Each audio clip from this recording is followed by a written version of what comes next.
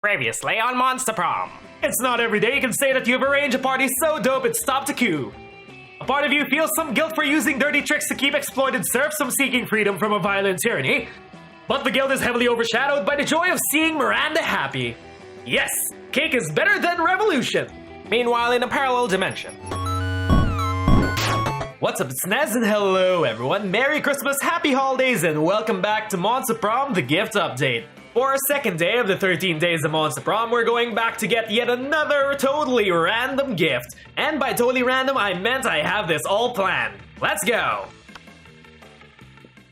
1 player, 2 players, 3 players, or 4. Stop putting me through this. No more. Short game, full game. Short. Spooky high school, the sweetest years of our lives. Back then, we were young and unafraid. Sometimes reckless, sometimes brilliant, sometimes just very, very stupid, but always willing to live life to the fullest. We were on a wild journey to discover who we really were. Choose your player! We played as blue last time, let's play as green. There we go. Okay. And we had yet to experience his ultimate challenge, the Monster Prom. I remember it clearly. 3 weeks were left, and as we fantasize about our dream prom dates, we were all scrambling to catch the attention of one of our 6 most charismatic classmates. Miranda Vanderbilt, a sweet mermaid princess who was as cute as she was genocidal. Damien LeVay, a fearless demon with a taste for destruction and love for fire. Scott Howell, a werewolf athlete who compensated for his rather small brain with a stupidly huge heart. Liam DeLioncourt, a hipster vampire whose standoffish demeanor hid that he was a truly lovable dork. Polly Geist, a party goat with an insatiable hunger for all the wrong things. And Vera Oberlin, a mean self-made Gorgon with a merciless sense of business. It was clear it had to be one of them, but who? We only had 3 weeks to choose our prom date, and even more daunting, we only had 3 weeks to woo them and conquer their heart. But as I already said, we were young and unafraid, and we were ready to start. And time to skip the pop quiz. We're gonna be rolling for random stats because we're gonna try to go for a specific object this time. We're gonna try to find the mind control classes. Random stats, random stats, random stats. There we go. Kawaii eyes. That's actually gonna help us because we'll be trying to talk to Miranda today. Week 1, morning. Sure. Let us go have some fun. That day during recess, you start a half-hour rave that goes full crazy. You have no idea how it escalates so much, but at one point there are like 300 people. Someone summons demons from a nightmare dimension. The consequences might distort the fabric of reality itself, but who cares? It's a rad party. You get into fun. After that, you engage in a deadly match of truth or dare or death with Polly. That would be a super interesting event to cover. But then the two of you spot Miranda and Liam deep in an intense conversation. And that's bound to be much more interesting. Hey there, Polly, I can see you're Santa's favorite hoe. You're also my favorite hoe. Hey, babes, you're making quite a noise and I love anything that makes quite a noise. What's up? Hey, you two. Miranda and I were having a creative disagreement. You see, we wanted to start our own school club. You know, an intellectually rewarding extracurricular that enriches our minds while probably not being mentioned ever again in the future. Because continuity in this school seems a bit random. Noise, let's do it. Y'all know my favorite things in the world. Drugs. Sexual activities. Noise. No, dummies. That too, but I meant chess and Russian literature. Stop treating me as if I were two-dimensional. Let's start a literature club. I have bad memories about being in a literature club, Polly. I'm not sure. Do you remember what happened last year when we joined the literature club? We wrote dope poems and made new friends? No, the other thing. Ah, fuck yes, that's right. So weird I almost forgot. I mean, that's how I died, you know. Anyway, thing is, Miranda and I were already between 2 ideas. I propose we start a club. A delightful meta club where we enjoy ourselves by designing and crafting new school clubs. Brilliant.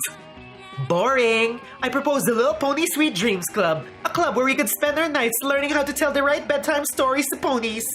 Whoa, you two really know how to sound two-dimensional. But in any case, can't both of you just do your own clubs? No! Our lives are fueled by the conflict and confrontation that can only be solved by choosing between 2 options. That's why we need you to choose which club is the best one, because Nez always seems to choose based on who he wants to ask to prom. You got us there, bud. So which one should we go for? Just remember, one of the ideas includes ponies. Tough choice. Mostly because I'm like super drunk right now. A tough choice indeed. It's your opportunity to convince Polly one of the options because no one is preventing you from making choices based on who you want to ask to prom. So, I mean, the pony one is at night, so it technically counts as a nightclub, or the best club is clearly the club because then just throw some confetti. I want to go with Miranda. Oh, good point, Nez. I do like nightclubs. You do realize it would be nothing like an actual nightclub, right? Are you sure? Have you ever seen this Little Pony Sweet Dreams nightclub? No, but... Less butts and more butts, boo. Pony butts. Ponies have majestic buttocks indeed. Whoa, now I need to see it for myself. I hope they know how to shake those pony asses. I have no idea what's happening. The only thing I understood is that my proposal won, and that's the only thing that matters. Huzzah! As it might be true, you only know how to make choices based on who you want to ask to prom. But if that's true, you're off to a good start. Yes, baby, let's go! Fuck yeah, you can't wait to tell rad bedtime stories to ponies alongside Miranda. Meanwhile, you gain 2 charm and 1 smarts, which doesn't really matter because we might restart the game anyway. Week 2, noon. Sure. Time to pick up a gift. What's up? Shouldn't you be out there trying to convince a classmate or something, nya? Anyway, welcome, nya. Time to get a gift that keeps on giving. Give us the mind control! And there we go, mind control classes. Because inside every person, there's a potential SERF, nya. Alrighty. Week 1, evening. Sure. Let us go to... outdoors. I want to have some fun. That day during recess, you start a half-hour rave that goes full crazy. You have no idea how it escalates so much, but at one point there are like 300 people. Someone summons demons from a nightmare dimension. The consequences might distort the fabric of reality itself, but who cares? It's a rad party. You gain 2 fun. Later, you're minding your own business when you see Polly floating down the hallway, texting, just as you're about to approach her. There you are, Polly. I've been following a scent. The scent of betrayal. What are you talking about, buddy? I haven't been pulling any pranks lately. Some very unfunny person messed with my sports gear. They've left a sock in my right shoe and my right sock in my left. Oh no. Polly, I know we're best bros, and you would never do a prank to me, but I think you did this prank to me. I smelled you. No you didn't, because ghosts don't have a scent. Maybe you're not a normal person, but a werewolf can smell anything, and ghosts smell like algebra and global warming. Right. Well, if ghosts don't smell, then what am I smelling? I don't want to know what you're smelling, Scott. Of course, ghosts smell like ecstasy-spiked roast wine with Victoria's Seance lingerie. Or, it sure is a mystery, hop into my van and we'll go solve it. Scott. Yeah, Polly definitely smells like lingerie. Oh my gosh, yes, my favorite things. Then it was you! Scott, do you have any idea how many ghosts in this school wear Victoria's Seance? It's the ultimate lingerie boutique. So, you're saying it could have been any ghost? Pretty much. But you know what? I would be happy to use my rose wine smelling lingerie scented skill set to help you crack the case. Thanks, Polly. You're a good friend. As they walk away arm in arm, Polly looks over her shoulder and mouths to you, "It was totally me." and whatever. But Scott seems content their friendship is saved, and Polly seems flattered by your choice of descriptors. In the end, the strongest smell here is a sweet smell of success, and probably Polly's lingerie. Ooh-wee. You gain 2 smarts and 1 charm. Alrighty, week 2, morning. Let's go talk to Miranda. Sure. Mary, where are you, hun? Where are you? Let's go to... Nope, shopkeep's there. Let's go to the bathroom. Water is there, you might be there. That day you skipped class and just hang out in the bathrooms because you respect no authority. I guess some people just want to watch the world burn. By skipping class and hanging out in bathrooms. You give 0 shits, but you gain 2 boldness. Suddenly, you hear the elegant gurgling sound of water trumpets. Miranda's about to issue a royal decree. I, Princess Miranda Vanderbilt, grant you permission to speak casually with me for a short period. You're welcome. Fuck yeah, you're awesome at speaking casually. Let's do this. Also, we'll do Miranda sooner or later. Now that we're speaking casually, I really wanted to tell you about the event of this season. No, not prom. I mean the event of the season for poor people. I mean the Royal Winter Surf Party mandatory celebration festivity of surfly service. This seems like deja vu. My serfs and I are total BFFs, so I've decided to throw them all a big party to celebrate their lifelong mandatory service to their Royal Vanderbilts. And since I love my serfs so much, this party must be the absolute best. I'll spare no expense.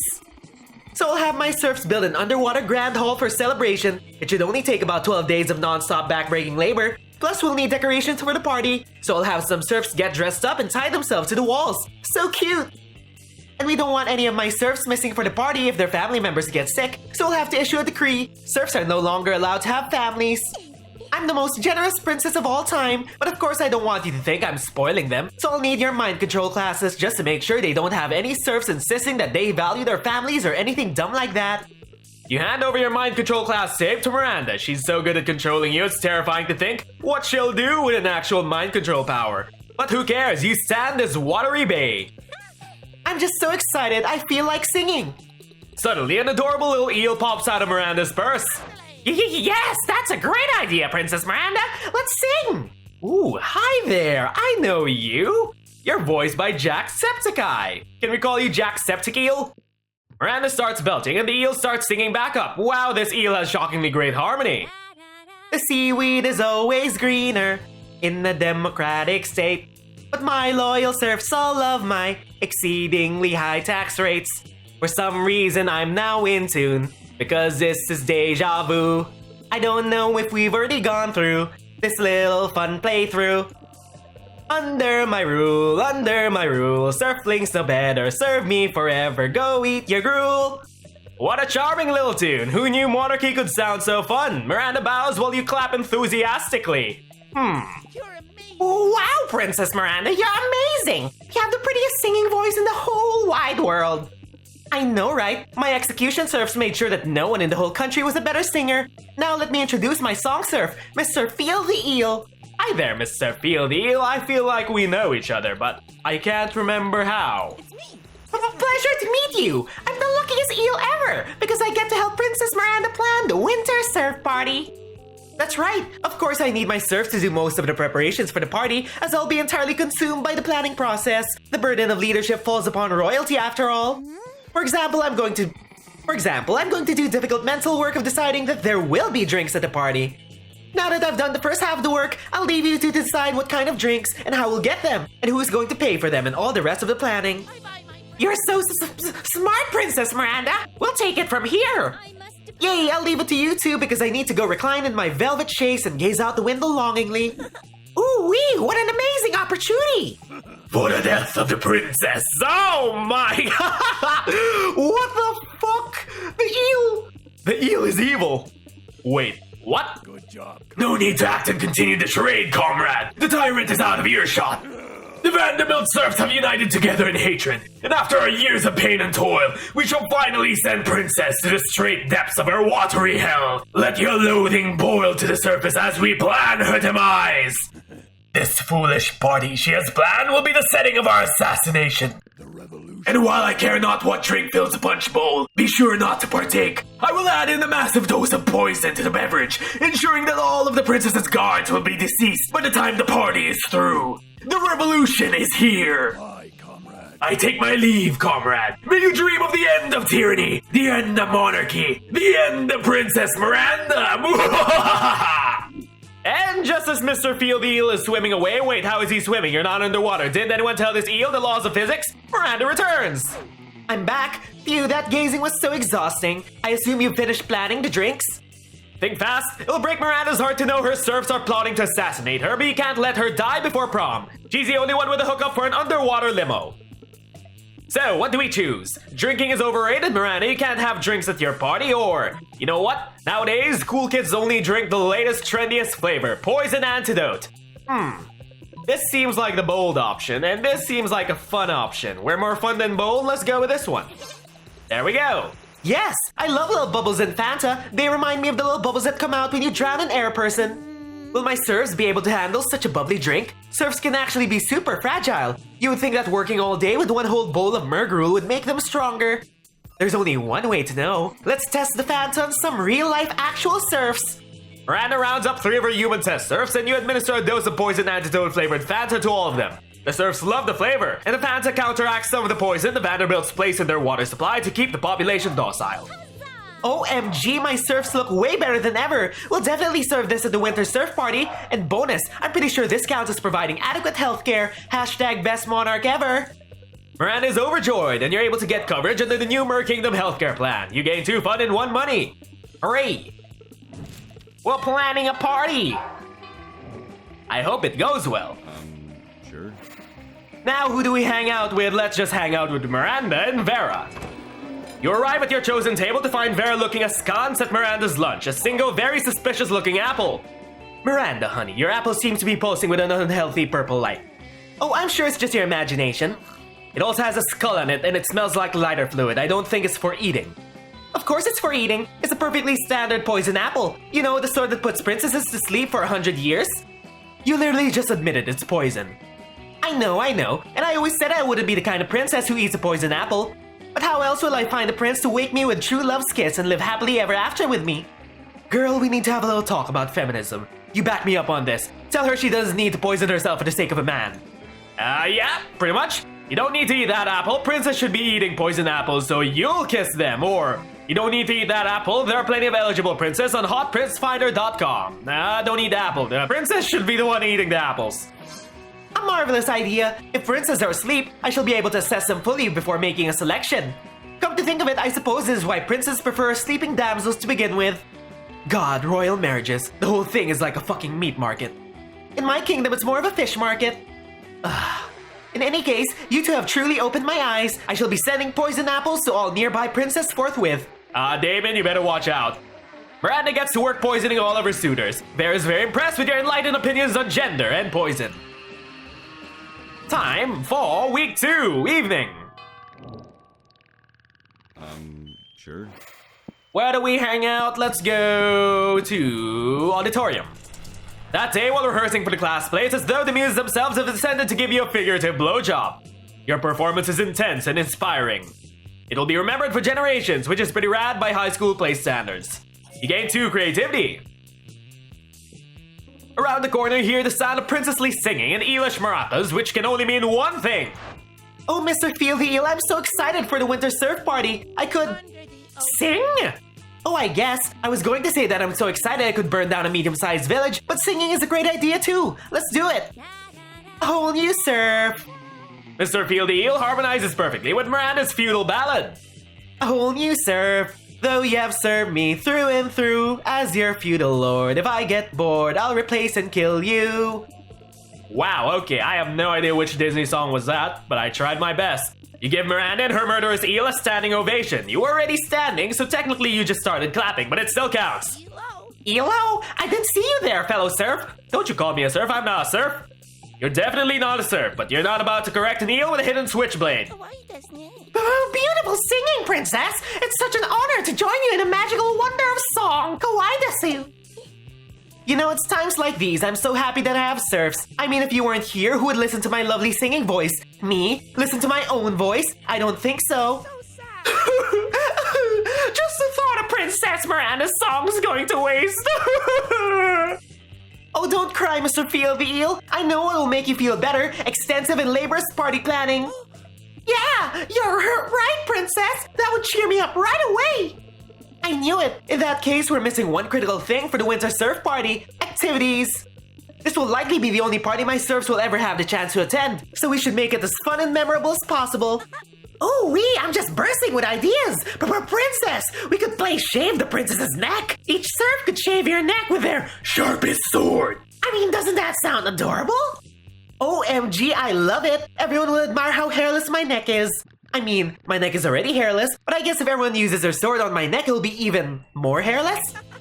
Or we could dig a special princess pit and fill it up with the cutest animal, feral panthers. Princess Miranda, you could pet the fluffy panthers all night in your special inescapable pit. Yes. Mr. Feel the Eel, you're a genius. Or we could simply sit you down on your gluttonous throne and read aloud one by one a list of the atrocities and injustices you have committed until Poseidon himself smites you down. Down with the Mer Kingdom. I mean, I love you, princess. Kawaii desu. Aw, Mr. Feel the Eel, you're so precious. I didn't even know peasants could be this cute. Miranda? I'm pretty sure he just outwardly said that he wanted to kill you. Those weren't his inner thoughts. Anyway, as I was saying, wow, a butterfly! Miranda abruptly leaves to chase a butterfly, but wait, that means you're alone with... Salutations, comrade. You have done well to weather the tyranny of the Vanderbilt so far, but fear not. The day for their demise fast approaches. The evil princess is falling into our trap just as we intended. She thinks she's just choosing a party activity, but she will actually choose the method of her own death. Ha! The irony is as delicious as the sweat of the proletariat. She returns. Bye, comrade. May the blood of the monarch salt the earth. I mean, farewell, tee. Oh my god, this eel is murderous and evil. Party planning can be so stressful, but I feel so much better after vivisecting that butterfly. Fun fact, the most beautiful part of the butterfly is this gorgeous glistening stomach innards. Oh, did Mr. Peel run off again? Well, whatever, his party activity suggestions were so perf. We can just use one of them, unless you have anything better in mind. Impress Miranda with a killer party activity. Well, not literally killer, because ideally you're hoping for something fun, family-friendly, and assassination-proof. What do we choose? The security game. If you murder someone, you lose, or... You're looking for a game that serves as the opium for the people. But there is no better opium of the people than actual opium, so a game about smoking lots of opium. I wonder, which one shall we choose? The security game sounds fun because at least we could guarantee that Miranda's protected, right? Oh, shit! The security game? Do you think you can fool me like that, Nez? I know the security game. Those treacherous air people already fooled me once with the security game during the True Smirk Kingdom Air Kingdom Summit. They assured me it was a training game and I played to win and embarrass them. Only to discover there was no such game as a security game, just a trick set up by the air people to fool me into being peaceful and diplomatic. Just because they think murdering people is not civilized and definitely very not nice. I expected that horrible trick from the air people, but you, Nez, what are you, some kind of pacifist? Oh no, wait, no, Miranda, we made a mistake, a huge mistake. Please, leave me alone. I need to forget all these unpleasant memories somehow, maybe by murdering someone. Well, if someone gets murdered, that will be on you. You're not the best party planner, are you? You lose 2 fun and 1 charm. Oh no! Oh no! We failed the activity. Week 3, morning, let's go to the gym. That day, an epic dodgeball match takes place. But the match isn't as important as the human interactions within it, or the monster interactions. You're at your peak when you decide to go for the overkill and wink at one of your teammates. He's totally mesmerized. It's the most epic wink ever. Damn, you know how to win over people's hearts. You gain 2 charm. You're getting ready for another round of, you guessed it, dodgeball when Polly flags you down. Hey, you know what I realized? Gym is the one time where we're actually encouraged to judge the way students handle each other's balls. Oh my fucking god, Polly. Before you can even begin to think of a response, a giant interdimensional rift opens up in the gymnasium. Uh-oh, not this prick. And pops out the ever-persistent and annoying interdimensional prince. My greetings, Lady Paulina. Worry not, my love. I'm here to whisk you away to the safety of my dimension. Safety? From what? From what? Why, from this unceasing war you seem always to be caught in the middle of. Danger abounds, all of you. Look at these uniformed soldiers. Look at the projectiles hurtling through the air off and towards your gorgeous visage. Come, let me seal you away. If you're using the word steal, it's a good sign this is not going in the great direction. But the interdimensional prince is too focused on saving Polly from the horrors of war to listen to reason. He grabs her by the arm and is about to pull her through the interdimensional rift when you call out to him. If you're taking her, you must follow the rules of engagement and first speak with the highest ranking officer, coach, or a true hero wouldn't flee to safety who would stay to fight this war for his love's honor. First one? So smart. Oh, but of course, I never want my love's reputation to be ruined by fleeing the army in a cowardly manner. Let me talk to this general, coach, and explain to him that Paulina is being whisked away to safety to be made the princess. Surely he shall understand and give her an honorable leave at once. Hey there, sport. Haven't seen you around here before. Are you a transfer student? You must be the honorable general coach. I give you my humblest and most meaningless greetings. He does not understand dodgeball. Oh boy, howdy, did you come to the right place? I fancy myself something of a dodgeball expert, so you've definitely come to the right place. I simply wish to become a star athlete. I can tell from the star you're wearing. Don't worry, I can motivate anyone. But no butts in sports, unless it's your butt out in the court. Hey, that rhymed! We should write some uplifting slogans together! Oh, well, The first thing you need to know about dodgeball is that what's inside counts, and what's outside, because you need your outside to actually throw and catch balls. But the inside is also, hey, where'd the new student go? Coach runs off after the prince, but the interdimensional rift has closed and he's long gone. I sort of thought he was gonna bring Coach to marry him. Awesome! I'm not gonna get stolen off to some random dimension I didn't ask to go, and Coach is out of the picture. Wanna ditch with me? Do you ever? Time to go get up to some spooky shenanigans with Polly. You gain 2 fun and 1 charm. Week 3, noon. What are we gonna do about the party we failed one event? Sure. Let's talk to the prince? You're just about to take a bite of your sandwich when some douchebag rips a hole in the fabric of reality. Okay, I regret this. I regret this a lot. Greetings, my love. It is I, the interdimensional prince. I have searched far and wide for a hero capable of solving the most fiendish riddle for me. The riddle of how to get my TV to switch from HDMI 1 to HDMI 2. I've tried everything short of actually using the remote control. Have you tried actually using the remote control? You heave a deep sigh and accompany the prince to his dimension, where you solve his problem by using the fucking remote control. You truly are both wise and generous. As a thank you, please allow me to teach you one of my kingdom's customary rituals.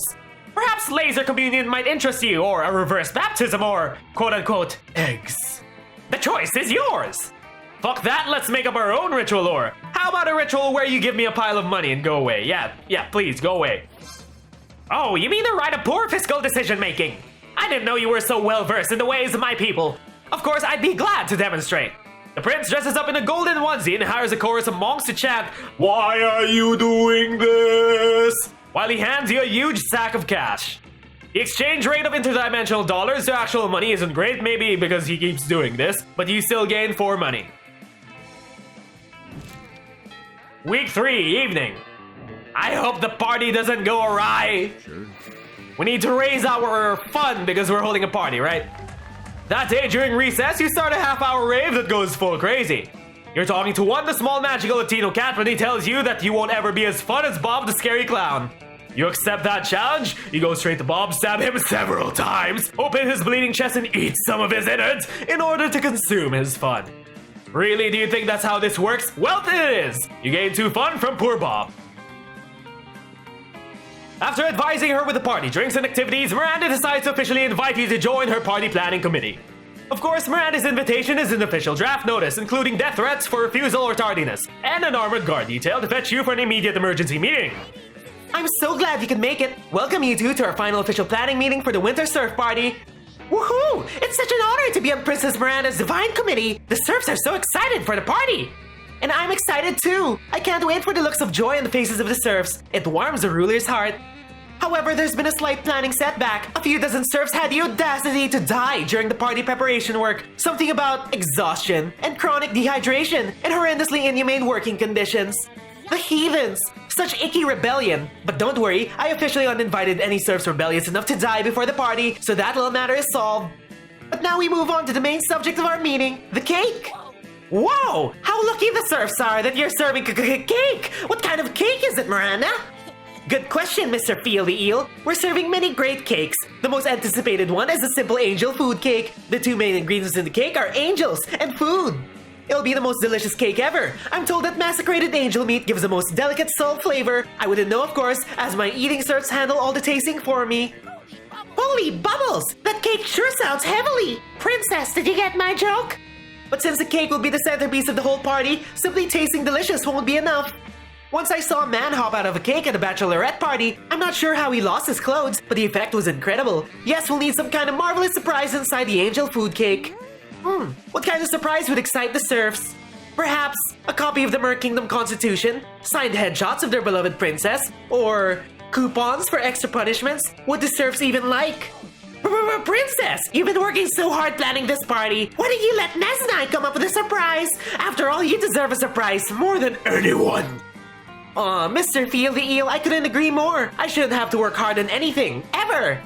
But I don't want to make it too easy on you, so I demand that the cake contains 2 surprises inside. Each one of you should come up with 1 surprise. Oh, I assure you, Princess, you will be surprised. Your face will be painted with a shock so intense that the bells of justice shall finally ring across all the watery valleys of the Mer Kingdom. Perfect! That's what I'm going for! Well then I'll off to go prepare the party guillotine. Oh, don't worry, it's only for tardy serfs. Hail! Comrade Feel is here, the leader of the Mer Rebellion! Once again, I have leveraged my political position with a princess. The stage is set for our coup. This party shall be the start of a new age. An age of reason. An age of freedom. The age of the new Mer Kingdom. I shall use this ridiculous cake surprise scenario to plan a deadly and vicious assassin inside the dessert itself. When Princess Miranda slices into the cake, our assassin will slice into her. Freedom to the serfs! Death to the princess! We shall toast to the rise of the proletariat! Mr. Feel the Eel is such a party pooper. Oh my god. If you wish, you can plan some kind of second cake surprise, as the princess mentioned. But whatever you do, she will not live to see it. My assassin shall end her faster than she ended the life of my brother, Mr. Jaleel the Eel. I shall see you on the morrow, comrade. Glory to the new Mer Kingdom.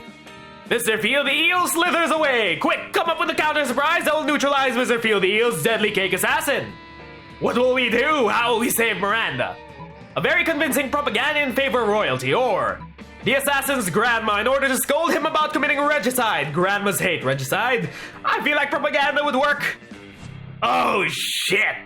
There's no way you could write convincing political pamphlets yourself. You got a D in last semester's propaganda class, so you turn to the most easily influenceable people you can think of. Children! You spend weeks teaching a royal awareness class to a group of 6-year-olds. Your students turn in their final art projects, macaroni and crayon pamphlets explaining why the Vanderbilts have a designed right to rule the people, own all the means of production, and administer the death penalty with no checks or balances. The pamphlets are sincere and convincing, but you spend so much time focusing on the dangers of communism that you really neglected to focus on their spelling. Are the pamphlets even legible? God, children, they're such idiots. You stuff the pamphlets into the angel food cake right alongside Mr. Feel the Eel's assassin. You cut your fingers on the raw macaroni and lose 2 creativity in 1 fun. Oh no! We failed! We failed! What'll happen to the party? What'll happen to Miranda? Sure. Don't be silly, Nez. There's no time to be asking about prom and other commoner celebrations. It's time for the Royal Winter Surf Party Mandatory Celebration Festivity of Surfly Service. Yes, Princess, it will be a party to die for. Aw, Mr. Feel the Eel, your words are so kind. And completely devoid of any underlying meaning. Indeed. Oh boy, you hope your efforts to disarm Mr. Feel the Eel's plans for assassination have worked. The day of the party happens then. Your plans fail. Oh no! You've been such a lazy and stupid party planner that you weren't able to stop an assassination. A rebellious faction from the Mer Kingdom serfs arises and ends Miranda with no mercy. Such party poopers! Oh no! Our watery bae Miranda! She got killed! But at least the Mer Kingdom is free now. I guess that's a silver lining. But where's the sex? Where's our mermaid sex? No! Nez most likely to make Pluto a planet again, and oh no, Miranda.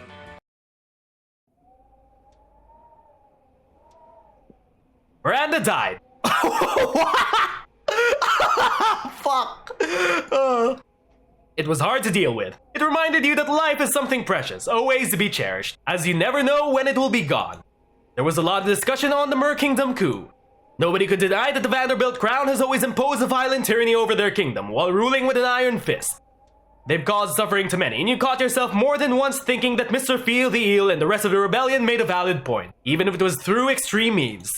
And Miranda wasn't free of guilt. She was always prone to be merciless towards her subjects, who seemed to be less than sentient beings to her. So maybe the coup was the last desperate cry for help from people who deserve freedom and justice as much as everyone else. Maybe violence was the only language the Vanderbilt crown knew. Maybe they left the rebellion no other choice. And yet, even if imperfect to horrendous depths, she was still Miranda. You loved her no matter her faults. And then all of a sudden, she was gone. Yes, her death might have been for the better of the Mer Kingdom masses. But you miss her. No, Miranda! No, Miranda! Miranda! No! Everyone's at her funeral. How can this be? Where did we go wrong aside from failing 2 events that was totally not our fault? Oh, Miranda! Oh, Miranda! No! Oh no! Vera! Shopkeep! Coach!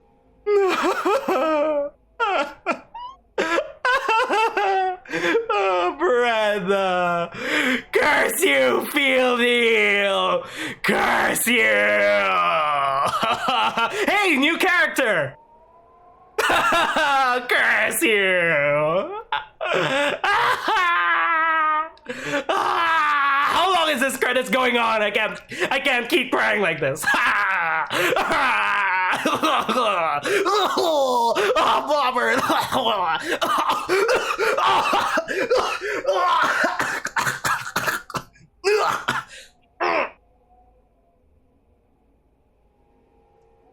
Whoa! Wait! What? Who are those? Mer people? No! If only we were in a parallel dimension where things went right and Miranda got the party that she wanted. It would totally be convenient and not self-plugging for that to exist. And that was yet another secret ending to this holiday's gift update. If you enjoyed this episode of Monster Prom, F's in the comment section for Miranda, and like and subscribe so we could grow our channel together. But until then, my name is Nez, and see you all in another day of our 13 days of Monster Prom. This is the worst holiday ever. See you all next time. Bye, everyone.